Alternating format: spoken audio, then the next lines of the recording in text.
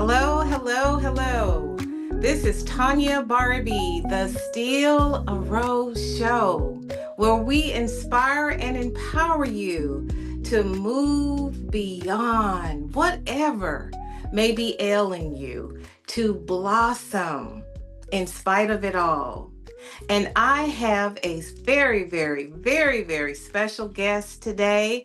It happens to be my baby boy, my youngest of four, Zachary Betts. Hello, Zach.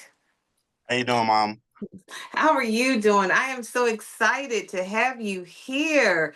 We had a few technical challenges, but he's the most patient child that I have.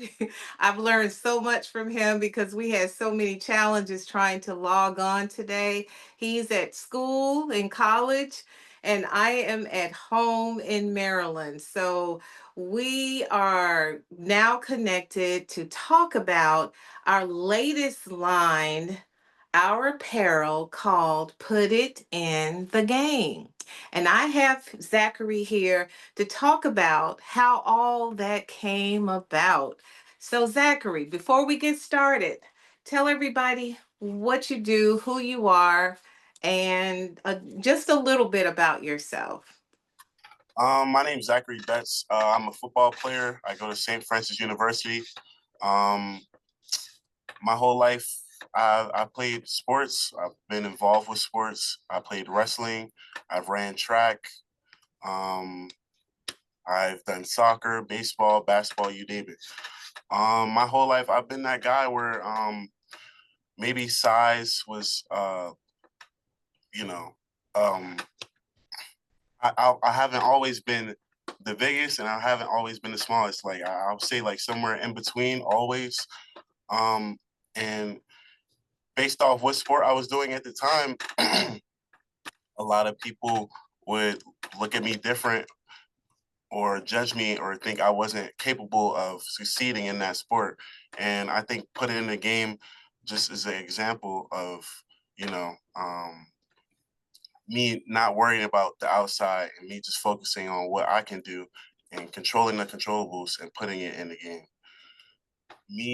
I've had a lot of controversy in my life, and I think that was just fuel for whatever I had at the moment um, to put in that game.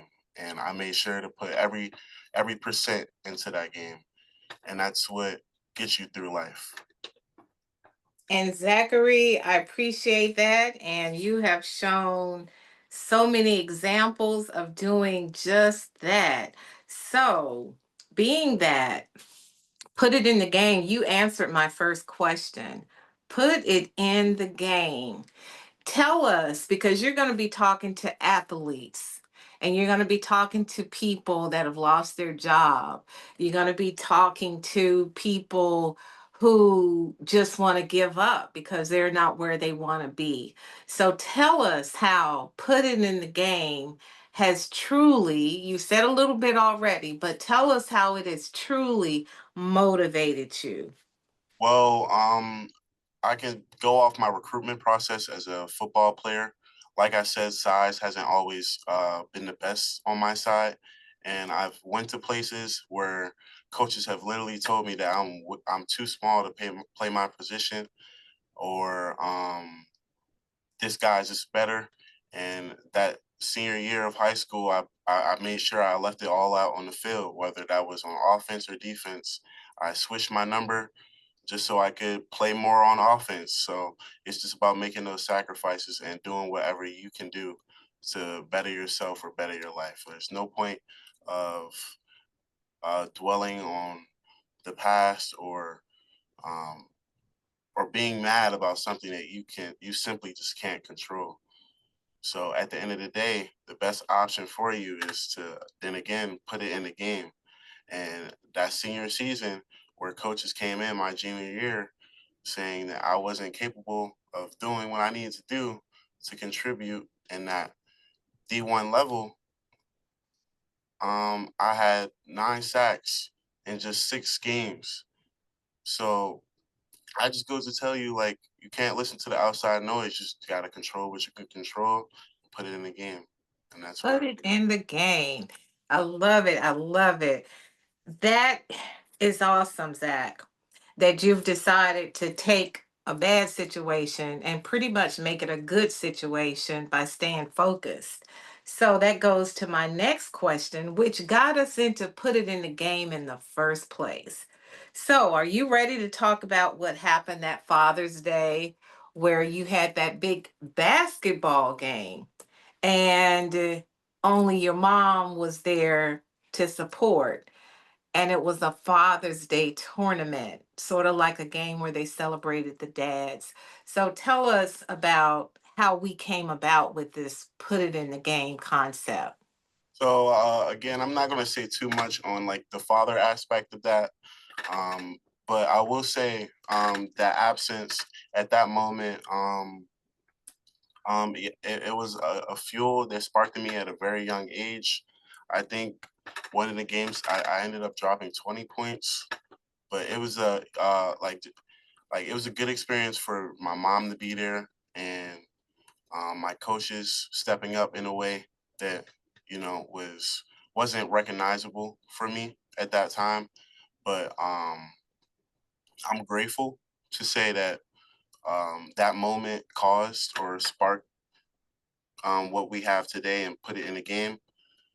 But yes, I will say that had a big influence on where we are today with put it in a game.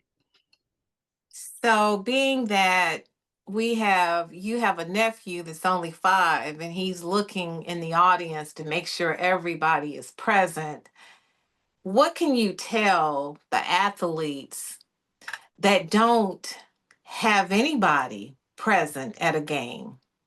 What can you share with them? Um, well, I think that absent um, that that absent attendance can either break you or make you. To be honest, especially with how different people react to certain things, or they may have experienced something in their past that requires that attendance. But me personally, I've never held a grudge. But if I that day where that Father's Day tournament, I did indeed hold that grudge, and I think I remember it was Coach Howard who told me that, hey, just do what you can do at that moment and control what you can control. He taught me that controlling the controllables and doing what you need to do to execute and succeed in that sport. That's all you should worry about at that moment while you're on that field. And I think even now to this day, where I'm in Loretto, Pennsylvania, playing football, um, me controlling what I can control has set me in a better spot. I went from being the fifth person in my position from being number one, and it's all about focusing and keying on that moment and taking it and doing whatever you can to be ready for that moment. Put it in a game. Just basically means focusing on that moment and controlling your emotions to the point where you can be keen and focused on your goals and what you have set forward for you. Absolutely, Zach. And I remember that day like it was yesterday, and how you were expecting participation, and it didn't turn out the way that you wanted it, but all that anxiety and frustration and disappointment more than anything, you did exert every part of yourself into that game. And I remember like it was yesterday, the parents wondering who is that kid right there? Who's his parents? Where are they? And everybody was complimenting your game. And shortly thereafter, you were selected as an all-star player, if you recall. And I'm just so proud that you knew how to funnel that energy. Just think how put it in the game can help even in the point of anger. Somebody's angry with somebody. If you focus on why you're there in the first place and focus on where you don't want to be, if something gets out of hand, putting it in the game keeps you focused. Just the fact that it keeps you away from the conflict. It keeps you focused on what you're meant to do. And you said it, put it in the game. So, being the next question, what do you do with those? You've already pretty much answered it, but give us more insight on what you do with those tough emotions during a game, even back when you played basketball and now when you're playing football. Where do you put those emotions? I would say this is a pretty easy one. I think football has always been like a good sport for me because it's contact and you can exert a lot of frustration and anger in contact, not just wanting to hurt someone, but just simply just, you know, this contact. I don't know how to explain it, but I think that's a very good way to relieve my stress and anger and frustration. That's why I was so good at what I do, being a outside linebacker, um, shedding blocks, bigger guys. These guys weigh 300 pounds, and I played in WCAC for high school. And the competition there, I think that's the best of the nation. And just being able to be in that environment with all those talented kids was a blessing for me. And I understood that at a young age and a freshman, and that's how I was able to start and get playing time. And back to the question, I think I was grateful to be where I was at the time, and that's what relieved so much of that frustration and anger, and that allowed me to play to the best of my abilities. So you turned it around, the frustration, the anger into the sport itself or the sports itself. Yes, and like I said, it wasn't just to hurt anybody. It wasn't just to just make that play. It was something that I can connected with, and football has always been something that I could do on my or even practicing, like just simply going outside, whether it was like running laps to get ready for camp or working out with coaches like specialized coaches like Coach Tank down in Maryland for D line. It was like art for me almost. Like it's how just like how somebody would listen to music on a stressful day or an artist would paint. Like that was my muse, and I was able to put it in the game. And put it in the game is not necessarily just for sports. It's Mhm. you, you put it in your muse, you put it in your art, you put it in your job. Yes. Very good point. Very good points. Now, you mentioned anger. Can you share with us a few times that you felt angry when it comes to sports and your challenges? Well, I think everybody listening understands that in life you lose a lot. And a lot of anger just came from simply losing, just not coming up on top, whether my recruitment status wasn't the best at the moment or we were losing to divisional opponents in a game or simply just getting a bad test on the that affected my grade or in school. You lose in life, and I think that anger translated for me to the game. So yeah. Do you think a lot of that is anger, or that's some of that could be disappointment? Um, I guess it can be a little bit of both because Mm. a lot of a lot of the things I didn't have control for or over. Mm-hmm. So it's Okay. to the old message I just said, just control the uncontrollable or control. you can't control the uncontrollables. Okay, I got you. He said you can't control the uncontrollables. That's pretty good. Did you learn that from a coach?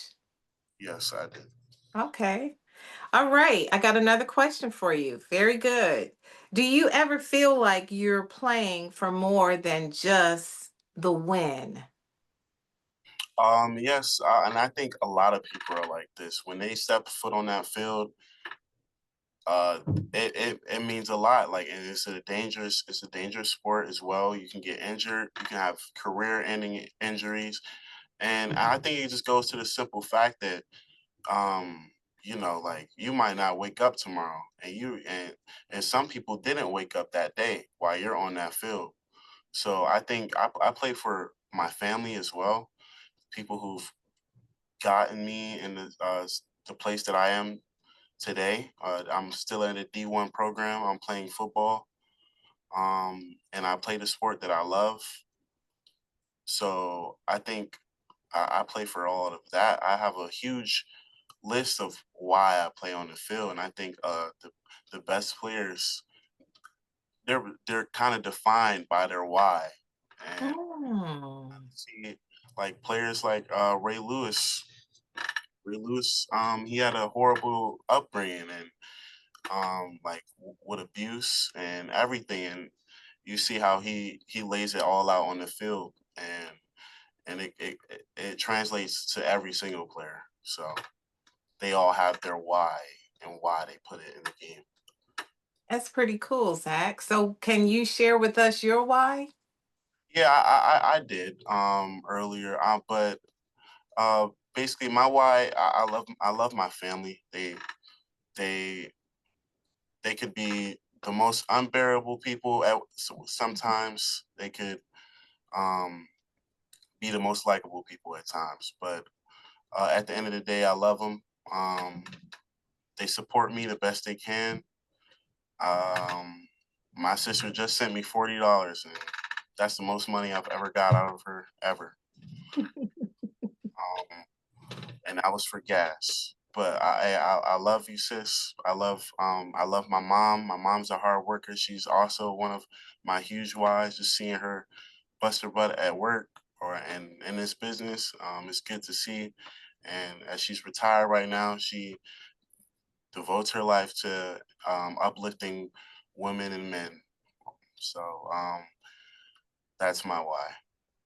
Oh, that's awesome, Zach. That is so beautiful. You've always been my why too.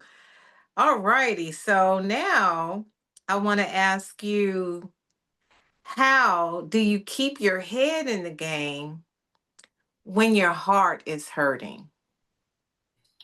Um, this is a good question. For those who don't know, I recently lost a teammate, Kevon.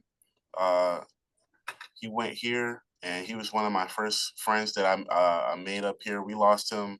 Uh, I believe it was last year. Yes, it was last year. Mm. But Yes.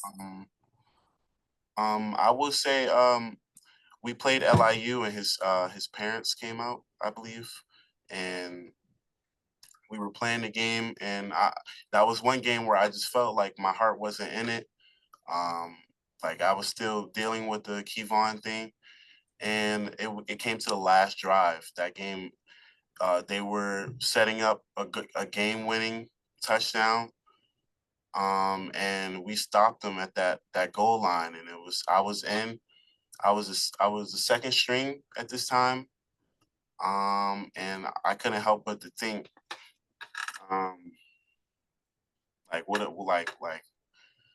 am I doing here at this point at time? And it was hard at the time. I was looking at the formation that the team was in, and I couldn't focus. I couldn't key in on what I was doing. I just couldn't help but to think about what happened. And at that moment, I just felt grateful just to be in that position where my team believes in me so much that they put me in that last drive or in that last play of the game. and and I know Kibo would have also loved to be in that position as well. So I got this instant moment of understanding and gratefulness that allowed me to continue and play that last play of the game. And I executed every one of my assignments. We were in goal line. Somebody came to kick me out. I boxed it, and the snap was too high. And somebody ended up making that play, and that was the game. That was the end of the game, and we ended up winning and taking that game for Kibo. Wow, that's great.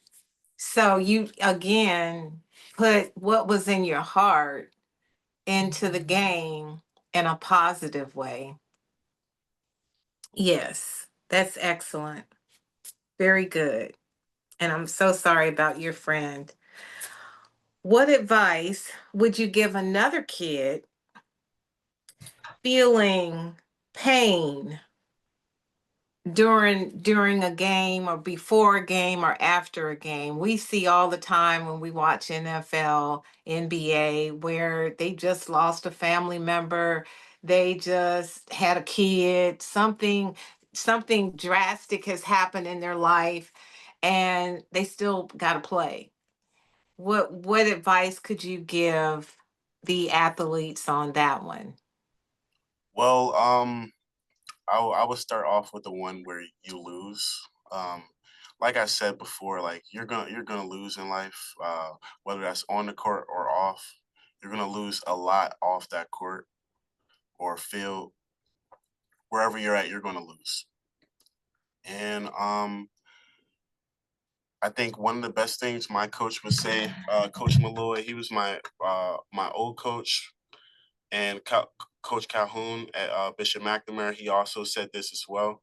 You can't go back. Whether you lose or win that game, you can't go back. He would say that before the game and after the game, just so he made sure that that point was made across. And if you feel like you want to go in the game and you I feel like that's a good point to just have in your head that you can't go back. So whatever you could do on that field right now, right here, you you can't go back. So whether that's good or bad. But I think in order to get better, you gotta make mistakes. And whether you put it all out on the field, no way you had a perfect game. Like it's impossible you had a perfect game. Like there's always a way you can improve or get better. And I think that's in every circumstance. Um, so yeah, I think you just gotta you just gotta focus on what you did wrong in order to get better. That goes to watching film. Um, I was looking at practice film right before I joined this meeting, and then I think now that we lost a couple people on our team, um, but we're just trying to link back together, and there's practices where I just made mistakes, and I immediately go to my coach and make sure that that gets cleaned up when we're in film. So I think giving yourself time to improve and do the homework.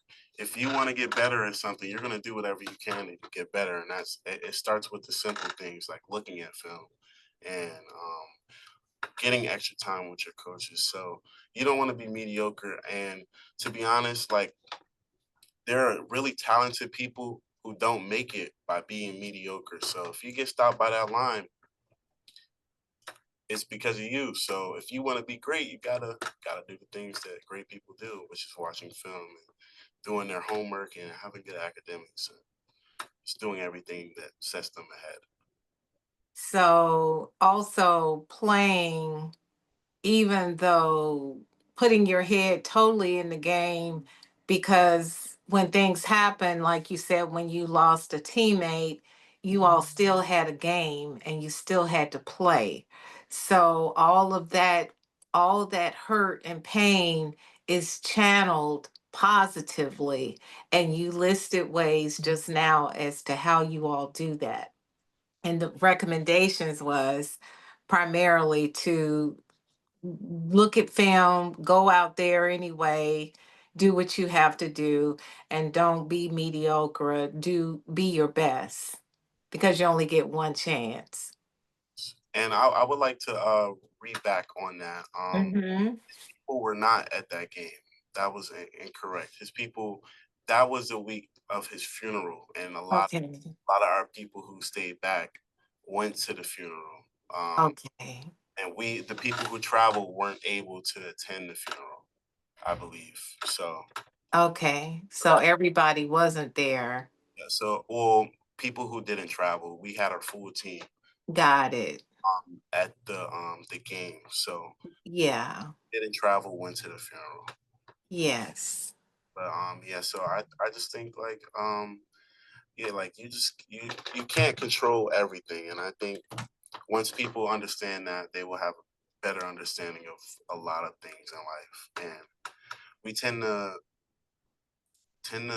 go insane for controlling like everything in life. Like our phone can do 50 million things, and Hmm. you want to control the light settings in your house, or like it does all that. And I think we have come obsessed with just trying to control everything in our lives. So when things that we can't control happen, we tend to break down, and that happens in life. Yes, absolutely. Well, tell us a little bit about your D1 experience, the recruitment experience, and share with us about the anxiety and what advice you would give young players, high school players, knowing that they're competing with the transfer portal. What kind of advice would you give them at this point looking back? Well, my recruitment process, again, it was a bumpy ride. I was bottom of the barrel almost. I barely got, well, I wouldn't say barely got into the school, but it was like a miracle me getting it to arrive to St. Francis and play ball. I was a walk on. Um, I think a lot of schools reached out to me in high school, but they just never um, finalized that move. And at the time, I was going through my last football season, and it was something that really bothered me at the time. But I knew at the end of the day, this journey would come to a point where I could settle, and I'll look back and laugh at all this. And Coach Calhoun, to this day, he still helps me with everything going on in my life, and I still talk to him. He even told me one day we're gonna be able to write a book about this one day, and we're all just gonna sit back and laugh. And I think that's one thing that actually stood out, and I hold on to. I'd be like, whenever something crazy goes on, like our school's um, about to become D3 next year, so after that, a lot of players are leaving. So I think a lot of stuff like that, I'm able to laugh at it almost, and just be like, okay, type. I can move on to the next day. Hmm. And I believe you can do that because of all the things that has prepared you to this point. When you say Yes. good, well, your village, you mentioned two coaches. Would you like to give a shout out to all the coaches that have been in your life that have impacted your life? Shout outs to Coach Calhoun, Coach Tim Bannister, Coach Howard, Coach Chapman. Shout out to Coach Foreman, Coach Malloy, all those coaches. Coach Keith Line. I want to thank you guys. Um, you guys all stood out in my life and set high standards for me. If I miss someone, um, I appreciate you as well. Like you guys always pick me up from practice, take me to practice, uh, and show me what it meant to be a man. So I appreciate you. Yes. I want to second your that motion because you've had a good team of coaches. And being that, I want to switch the roles. What advice would you give to coaches who are recruiting high school seniors into their college program? What advice would you give them? So college coaches, Mm-hmm. well, I don't think I would give any advice for college coaches. I mean, it's a business. Mm-hmm. So yeah, no, I don't have any advice for them. Okay. All right. No advice for the coaches. All right. What about your any advice you could give the kids that are looking to be a D1 student, D1 athlete versus a D2, even at this point, a D3? What advice would you give them if they have no offers? What would you say to them today? Um, well, one thing I will say, like, with coaches, well, about the recruitment process period, like I said, but just now, it's a business. Like my position coach, my first impression of him was him calling me and telling me that I don't have an offer. And that guy, he loves me, he checks on me every day. Now that I'm a starter, of course, but um it's a business. And he told me on that phone, he got emotional as well, and he told me that he hated that part of the job, but he knows I'm the player right now um that gets the job done. And at the end of the day, it's all about getting that player that gets the job done. And um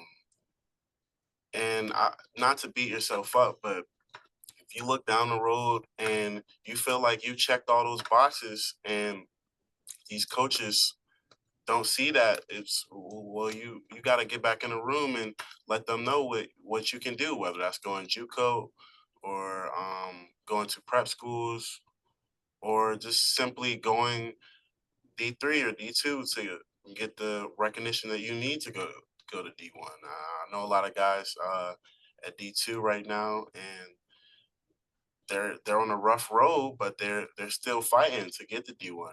And my school is uh, well, currently facing a lot of controversy for being one of the first schools to drop from D1 to D3 this year. So, especially with NIL, all of that. So, I mean, like that means a lot of guys are gonna, if they want to stay D1, they gotta get in this portal. So, at the end of the day, I just think a lot of things happen, and like I said, you just gotta control the controllables, whether that's putting your film up, um, getting on Twitter, emailing coaches. I think I emailed like 50 coaches like in weeks, and I think my mom got on me a lot about that. She didn't see it, so she didn't believe it. But I advocated for myself. But at the end of the day, um, it takes one coach. So if you're sitting there emailing 1,000 coaches, somebody's willing to bite. And there are coaches that will email you back, like, and say, okay, like I had a couple coaches, Brown, back in my, I think they emailed me back, and and Calhoun, he clicked on that as well. So yeah, so you just have to ball out, Mm-hmm.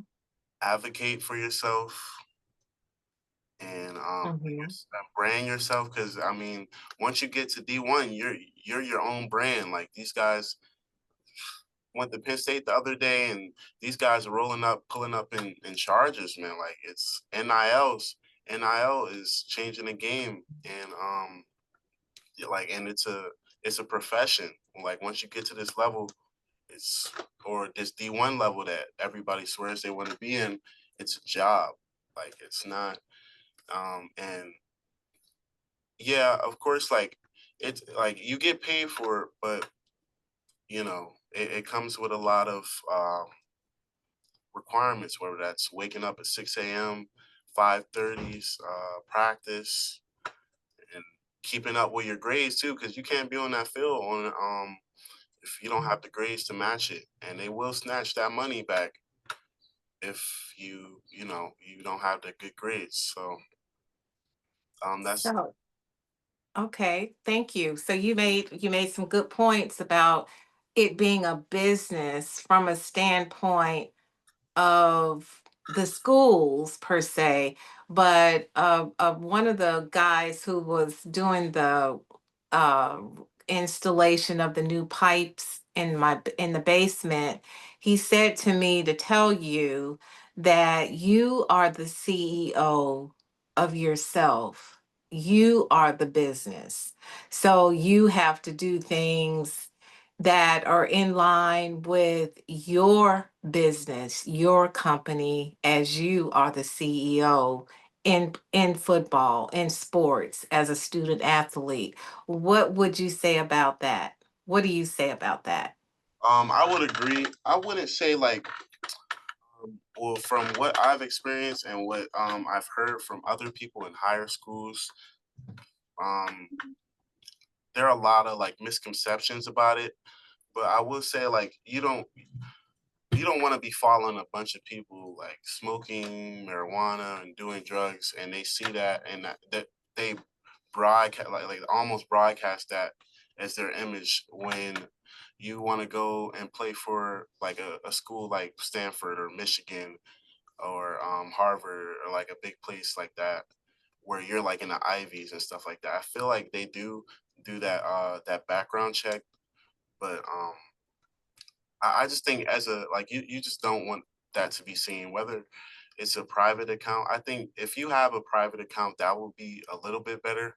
But like even if you want like a big job, like I think Hmm. you broadcast yourself and put yourself out there, it really does matter. So yes. Yeah, so being the CEO of yourself, being the chief executive officer of yourself, as a treating yourself as a business, you would say includes being careful what you put on social media and so forth, and I would presume how you carry yourself as well, because you never know who's watching and who is looking to invite you on their team, so you need to be prepared. I can see that. All Yep. right. Is there anything you would like to say before we close out to the listeners, is in regards to put it in the game? I think we hit all the points. I want to thank my mom for having me up here. It was a good experience coming up and talking. I'm in my dorm room. I was in the middle of cleaning up and looking at plays. So All right.